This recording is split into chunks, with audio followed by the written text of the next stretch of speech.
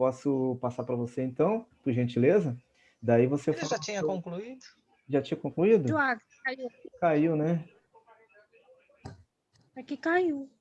Eu acho que ele não tinha concluído ainda. Eu? Você pode concluir então, Fábio, por gentileza? Sobre o quê? Desculpa, eu achei que eu tinha falado já. Não, foi o Bruno, né? Que tava, é o Will. Cadê o Will? Voltou? Oi, boa noite. Beleza? Então, só concluindo aquele assunto, essa ação com os vídeos dos depoimentos ajuda muito, qualquer artista nos ajudou bastante, nosso alcance orgânico aumentou muito. Na sequência, a gente entra com tráfego pago, né, mas aí com outros objetivos. E é uma estratégia simples que outros artistas podem aplicar. E não precisa ser vídeo só de pessoas famosas. Aliás, se tiver vídeo da sua base de fãs, é muito interessante, porque são pessoas que gostam da sua música, que gostam do seu estilo, que gostam...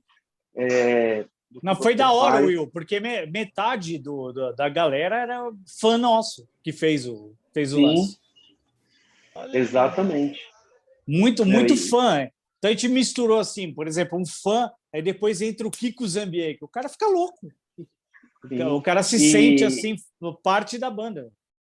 Claro, e além dele se envolver com pessoas importantes do mundo da música, ele se compromete com a banda, porque ele passa a fazer parte daquilo, né? Ele fez parte da história da banda, né? E eu acho que todo fã se sente assim, né? Desde quando compra um ingresso, compra uma camiseta, vai num show, e ele vê a evolução de um artista, né? Igual a gente tem muitas pessoas ajudaram a gente desde o começo, né? A gente é muito grato.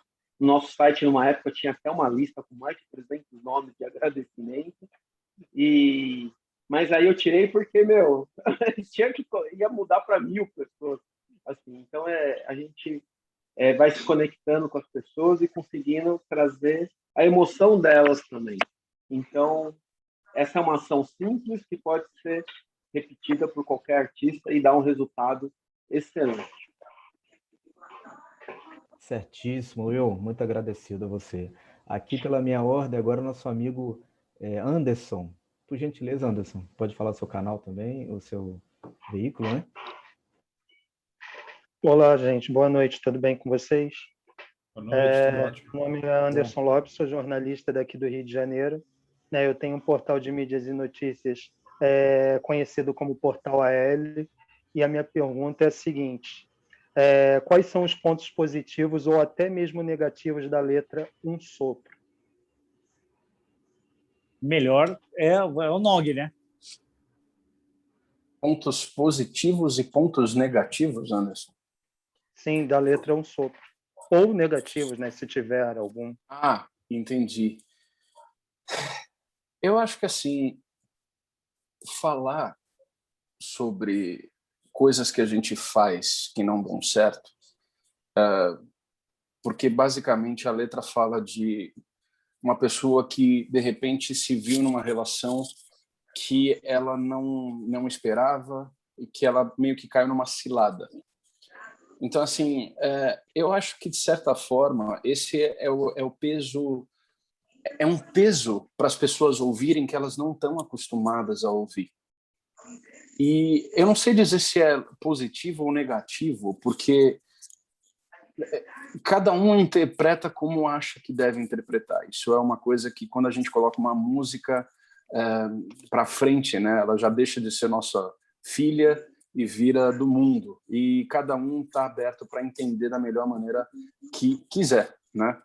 Então, assim, mas o que eu acho que eu entendi do que você quer saber a respeito é que, assim, ela não é uma letra fácil de engolir. Sabe, não foi um sonho bom, deixei-me seduzir, por anos eu achei que amar era assim. É muito difícil para a pessoa que fala isso admitir que às vezes não é nem um erro, não é. Geralmente quem está nesse transe acha que errou ou que é culpa dela ter feito, de estar numa relação ruim. Ou, enfim, passar por violência, alguma coisa desse gênero. Então, assim, a letra, por esse aspecto, faz com que a pessoa acabe acreditando que naquele primeiro momento foi culpa dela. Mas não é isso. Porque a letra, justamente, ao longo da história, como a gente gosta de falar, é uma história com começo, meio e fim, você vai vendo que ela percebe que ela não é a pessoa louca, não foi ela que passou por isso, não foi ela que causou o problema da relação, e sim porque já existia um defeito anterior, que é do oposto da outra parte da relação, que começou a provocar a parte ruim. Então, assim, eu acho que, de certa forma, muita gente começou talvez no começo não estava pegando muito bem essa coisa de que é uma música positiva. Porque hoje em dia a gente sabe que as pessoas, a grande maioria do público, está acostumado a ouvir o que cai no colo. E, querendo ou não, isso é o mainstream. O mainstream, ele é focado em vender música e vender produtos e assim por diante. Vincular a música como um produto que seja de fácil acesso, de fácil consumo, que seja legal, que seja para uma festa, e enfim, assim por diante. Isso até a pandemia acontecer. Com a pandemia, as pessoas passaram a sentir e prestar mais atenção no que tem acontecido de fato.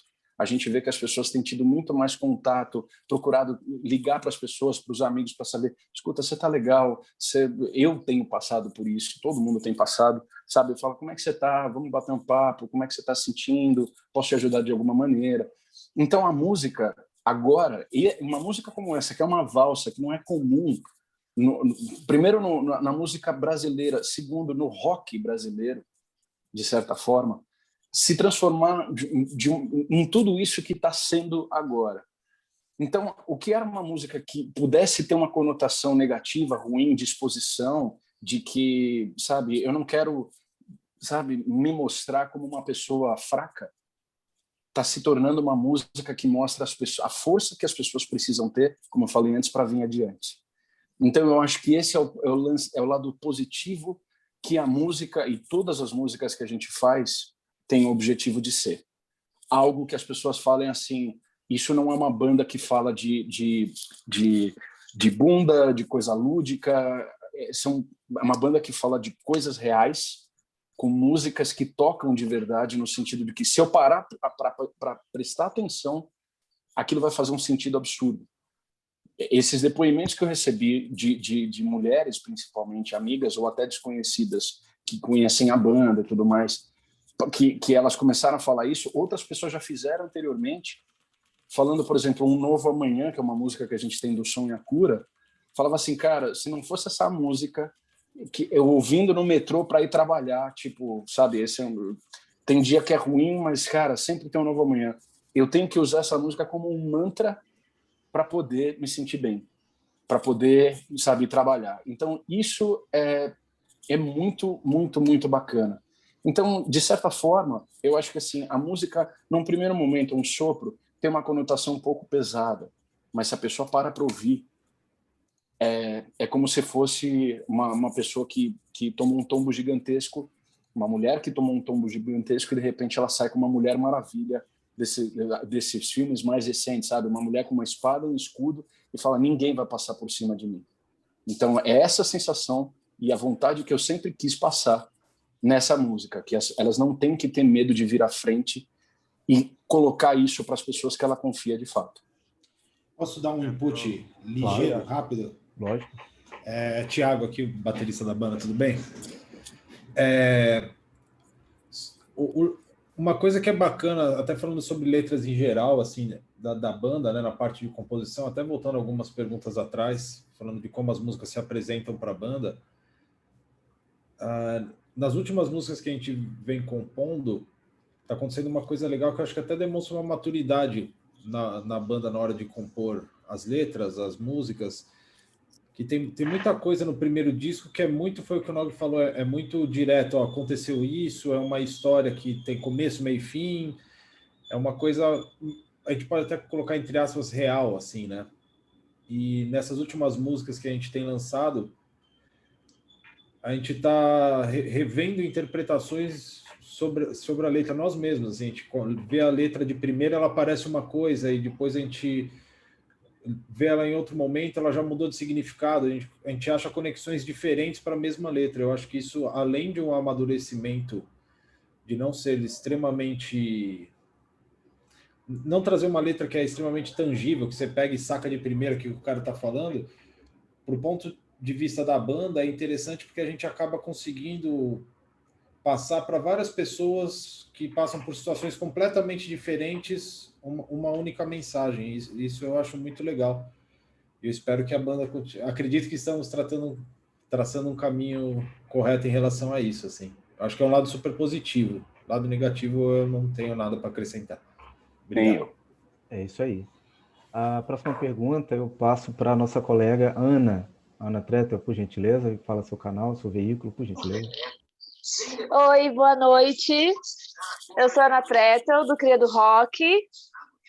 Tudo bom com vocês? Boa noite. A entrevista Boa tá uma noite, delícia. tudo ótimo. Boa noite, boa noite. Tá tudo muito legal. Bom, eu sou muito suspeita para falar, porque eu gosto muito da Pérsia, eu sou super fãzona de vocês. Vocês já almoçaram comigo umas 2 vezes. E... Pô, que da hora. No almoço com o Cria. A gente pagou pelo menos. Claro, né? Claro, né? A conta é de vocês, sempre. Mas eu quero saber uma coisa assim que eu quis perguntar e acabou passando batido, porque a gente fala muita coisa. Vocês fizeram um clipe e uma música extremamente emocional, sensível e de superação, mostrando, porque geralmente as pessoas mostram a parte ruim, né? Vocês mostraram a parte boa, como é a libertação depois que ela consegue enxergar isso, se livrar disso. Eu queria saber se teve algum depoimento de algum psicólogo ou alguma coisa nesse sentido em relação ao clipe, nos depoimentos, e também se vocês tiveram esse tipo de contato. Eu queria... Da minha parte, assim, eu tenho que falar assim, que desde o Eu Sou o Cara, né, que é uma homenagem, né, à Polícia Militar e aos bombeiros, esse clipe já trouxe uma emoção para a gente, muito, muito forte, porque a gente conseguiu nesse clipe assim depoimentos de bombeiros e policiais militares que participaram de ações extraordinárias. Para a gente já foi um peso muito grande isso, porque realmente esses caras são foda. E o Sopro trouxe de volta isso, né? De uma certa maneira, com a questão das mulheres que são realmente reprimidas assim com relacionamentos abusivos. Então a gente já está meio, sabe, no turbilhão, assim. É foda. A gente está tentando trazer, né, nessa questão, assim, expor, né, o que essas pessoas passam, assim, né? Desde o clipe de um Sou um Cara. Fala aí. Oi, desculpa, você travou nessa última parte, Klein. Não. Pode falar. Então, tá, assim, o que eu ia falar assim, que a gente realmente traz esse lance para a sociedade, assim, discutir, né? É que nem o clipe do Eu Sou o Cara foi o começo de tudo isso. É um clipe maravilhoso, assim. Tinha que ter 1 bilhão. Deixa eu dar uma adenda aqui, só em relação à pergunta. Desculpa, Ana, a pergunta foi mais direcionada se a gente teve algum feedback de algum profissional da área de psicologia em relação ao tema da música, foi isso? Ou de maneira geral? Não, de maneira geral, se vocês tiveram, dentro dos depoimentos que vocês receberam, se teve algum psicólogo, ou se algum psicólogo comentou alguma coisa, de maneira geral. Sim. Entendi. Obrigado. Sim. Desculpa. A gente teve...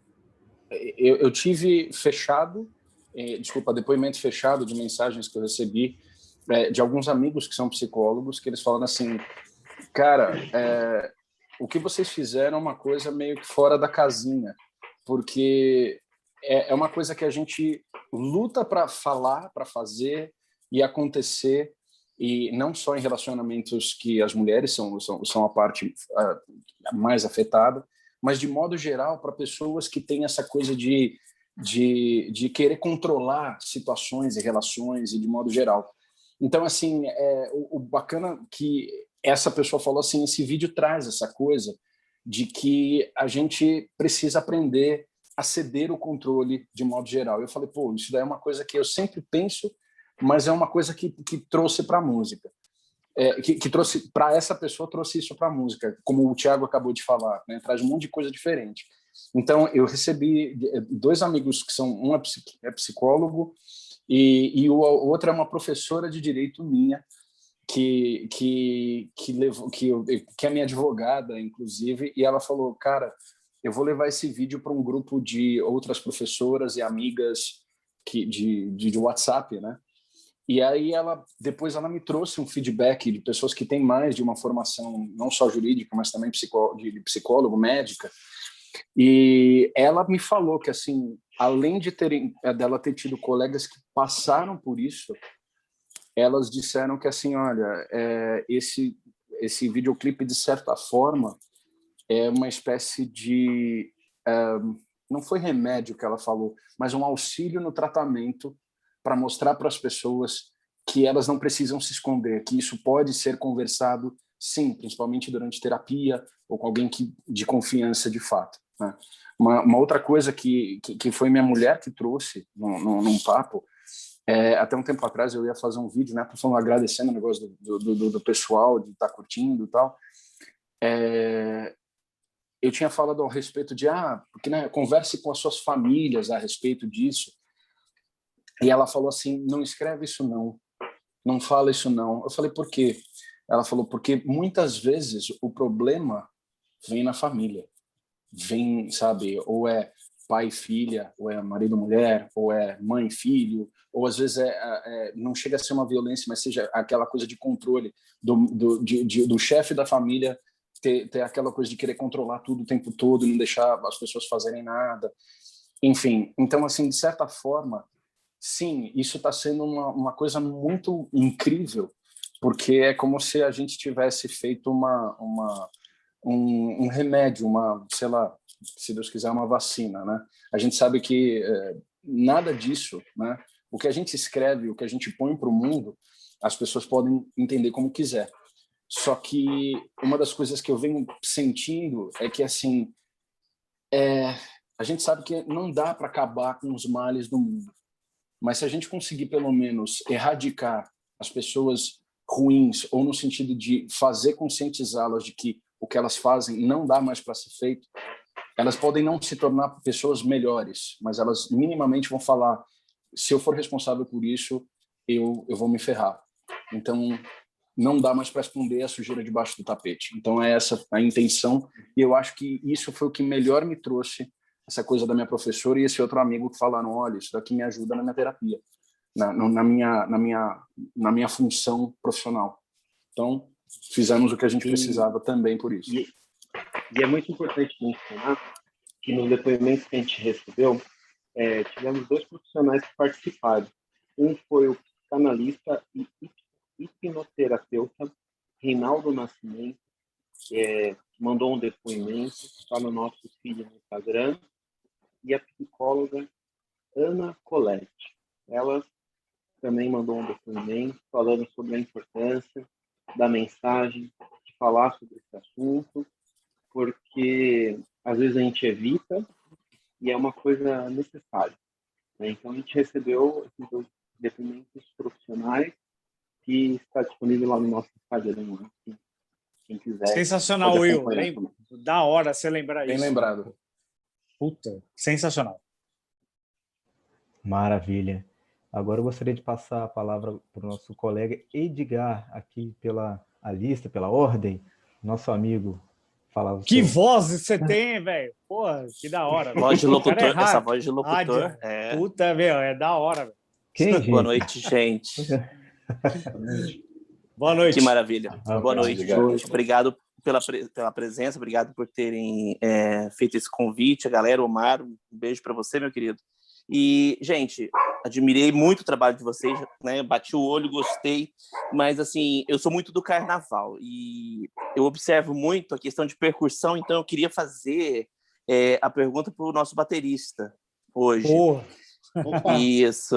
E, assim, da hora. Hoje, eu queria ver o seguinte, qual que é a importância, vamos chamar de importância, vamos chamar de posição hoje da bateria no ritmo de vocês? Porque você fala do ritmo de vocês, pensa em guitarra, em baixo e tal, mas e a bateria? Qual que seria aí o papel dela? Pela primeira vez eu fui lembrado. Não, meu, sensacional. Thiago, capricha, velho, dá a resposta. Okay. Capricha na resposta. Vai que é sua. Então, é uma coisa muito pessoal. Assim, eu acabo enxergando, como baterista, a bateria é um instrumento de suporte. Eu enxergo o meu instrumento como sendo importante para juntar todo mundo da banda. Mesmo que isso signifique, às vezes, eu não ficar no caminho de ninguém, entendeu?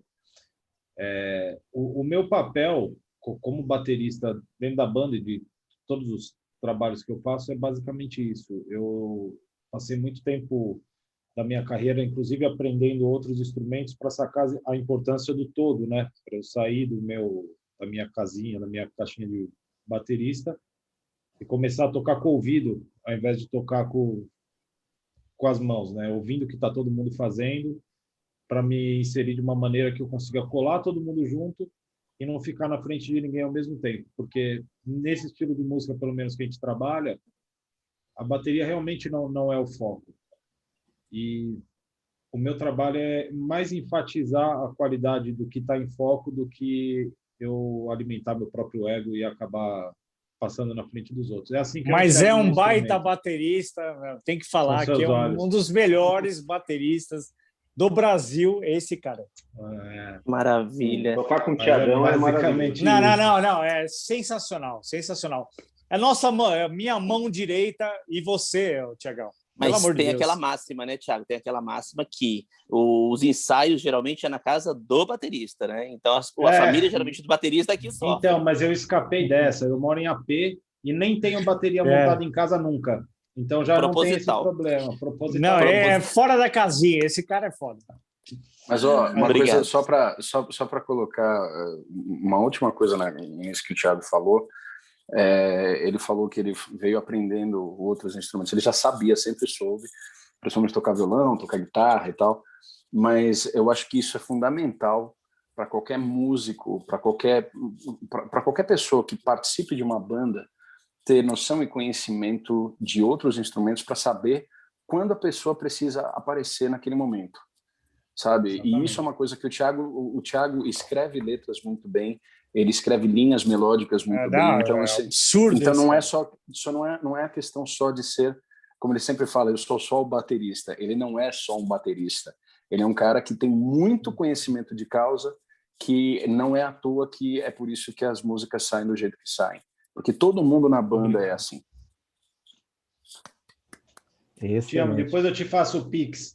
Eu passo o Pix. Não, mas é verdade, assim, esse baterista é surreal. Eu falo assim, quando eu falei para o Nog, assim, que a gente começou a montar o pad, eu falei, eu não quero tocar com caras que eu conheço na vida. Aí veio o Will, né, o baixista, o Thiagão, o Simão, que está escondido aí nessa entrevista. São caras sensacionais, assim. Puta que pariu, eu tenho orgulho desses caras. E assim, tocar com eles é assim, um lance assim que eu falei assim, a melhor frase da minha vida, assim, na minha lápide vai assim, vai ter assim, abrir o Rolling Stones no Maracanã, não quero tocar com caras que eu nunca vi na vida, quero tocar com caras que eu nunca vi na vida. Então a minha lápide vai ser isso. Foi a coisa mais certa que eu falei para você, não foi, Nog? Foi. E eu acho que, inclusive, eu acho que essa que é a música que vocês precisam ouvir. Essa Convidere, para vocês ouvirem assim tudo, o Simão tocando teclados, guitarras, voz, bateria, bizarro. O interlúdio final antes de voltar para o refrão, que o Thiago parece a Lula Lelé tocando bateria, fazendo viradas, bizarro. Então ouçam essa música, vocês vão gostar. Mas só para completar a pergunta do Edgar, um segundo, o que facilita a vida de muito baterista é tocar, isso é retribuindo os elogios, mas de uma forma bem sincera, se você tocar com gente que tem conteúdo, que tem maestria no seu craft, no seu instrumento, faz você tocar melhor, né? Então, se eu sou bem na banda, é por causa realmente de todo mundo. Assim. Bacana, por isso que é o conjunto, né? É o conjunto, né, gente?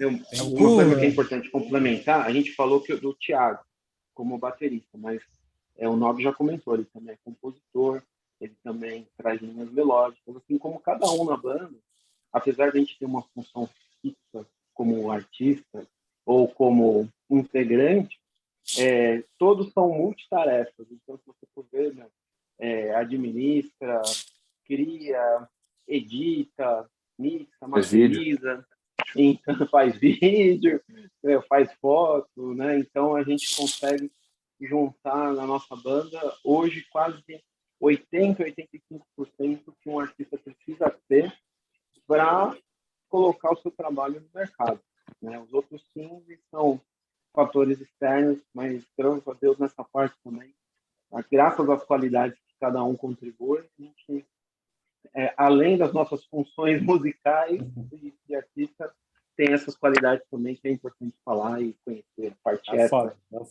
da banda. Tá certo, isso aí. Maravilha, obrigado, gente. Obrigado a você. Parabéns, Edgar. Antes de passar a palavra para a nossa colega Mariana Rochefort, deixa eu só ler aqui os comentários. A Mariana disse como suporte, né? Algumas pessoas, antes da Mariana, a Isabelle, um momento de um monte de gente deu depoimentos, né? Aí depois a Mariana comentou como suporte. O Eduardo, estou impressionado com a inteligência da condução dos projetos da banda. Vocês são sensacionais. Sou psicanalista e vou ver o clipe. Fiquei muito curioso. É isso aí. Mariana, por gentileza, conduza a próxima pergunta e fale, por favor, o seu veículo. Boa noite, pessoal. Eu sou a Mariana Rochefort, sou gaúcha de Pelotas. Sou administradora. Trilegal. Tô achando o Klein com um pouquinho de sotaque gaúcho, né, Klein? Sim, meu pai era de Blumenau, né? Então eu consigo emular, né? O sotaque. Certinho, né? Vai bem. Gente, eu tô encantada. Eu sou administradora, sou coach, analista comportamental e especialista em inteligência emocional. Sou participante, faço parte do elenco da Casa do Zé, o reality show, o primeiro reality show do mundo como metodologia educacional. Então, ainda está disponível no YouTube para quem quiser acompanhar os episódios. E como coach, eu trato muito com os meus coaches e com os meus grupos essa questão, né, de ressignificar traumas, de ressignificar marcas, de cura, de amor próprio, toda essa questão de autocuidado, de autoconhecimento, de autorresponsabilidade, de empoderamento feminino. E eu estou encantada como a banda de vocês traz estas histórias e esses temas, né, de uma forma livre e leve para a reflexão de quem passa por essas situações, né, que já vem do reflexo, como disse lá o Klein e o Fábio, lá da infância, né, lá das vidas passadas e de outras situações. Então, eu queria perguntar para vocês como que vocês se sentem trazendo essas histórias todas à tona como uma ferramenta de cura e uma ferramenta de suporte para quem precisa se apoiar através da música, né, que tanto nos auxilia aí. Se eu puder falar para começar. Lógico. Eu vou de trás para frente. Quando o Thiago trouxe o título do disco que a gente lançou em 2018, O Som e a Cura, nada fez tanto sentido na minha vida quanto aquele momento. Porque tudo que a gente colocou, as histórias que a gente, as letras, as coisas, foram basicamente coisas que a gente viveu de verdade. Músicas que falam sobre superação, sim, sobre depressão também. Quando o Simão trouxe a letra de Esse Convidere, eu trouxe o título. Esse Convidere significa ser ao invés de parecer, é o lema da escola onde eu morei lá fora. Isso tudo foi uma coisa que aos poucos a gente foi vendo que parecia fazer sentido não só para a gente, mas para todo mundo.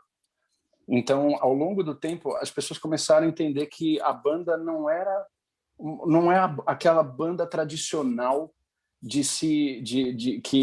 vai aparecer no mainstream, que vai ser a banda queridinha com um monte de garotinho bonitinho, apesar dessa pele, dessa barba.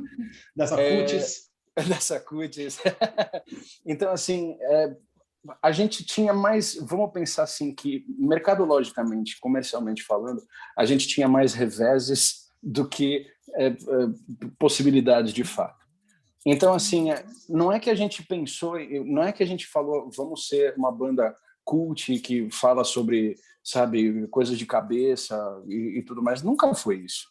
A gente viveu tudo isso. Esse Convidere, a letra que o Simão trouxe, que aos poucos a gente foi trabalhando junto, a gente foi colocando de uma maneira que fosse cada vez mais positiva, mas sempre, toda vez que a gente bate papo sobre as letras, a gente fala, se a gente fala isso, a gente pode induzir a pessoa a acreditar que é só isso que a gente acredita, e não é. Como o Thiago falou, a gente tem que meio que abranger de uma maneira que as pessoas, que faça sentido para histórias diferentes. Então, assim, não é só sobre a música, não é só sobre o som, mas sim sobre a mensagem, no final das contas. E não é à toa que estamos todos aqui hoje conversando por causa de um sobre a mensagem que ela trouxe. Essa coisa de cura também aliás, essa coisa de falar o que a gente pensa, o que a gente sente, sempre foi uma coisa que a gente debateu, porque é o seguinte, se você fala certas coisas, não significa que a pessoa vai entender da mesma maneira o tempo todo. Meu pai, como jornalista, ele sempre falou isso.